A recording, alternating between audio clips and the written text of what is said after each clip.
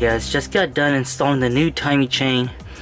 I have a new timing chain, new timing chain tensioner, both of the new guys, with the driver's side being the metal guide, and also the new cam gear and the crank gear. You guys can see from the earlier video of my old one, my chain was definitely loose. So you guys can see that on the other video. The tensioner was all the way out already, whereas this one is only about a 1/4 inch out. See that? So hopefully this is the issue of why my 22 RE sounds like a freaking diesel. So we'll see what happens.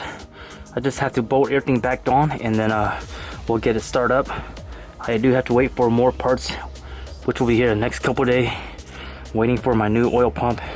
So I'm gonna get everything installed, and then the oil pump can go last actually, because I can get the timing cover on, water pump on, and then put the oil pan back on, and then the oil pump can actually go last. So I just wanted to show you guys what a bad loose chain is, and also why I'm putting a new timing chain.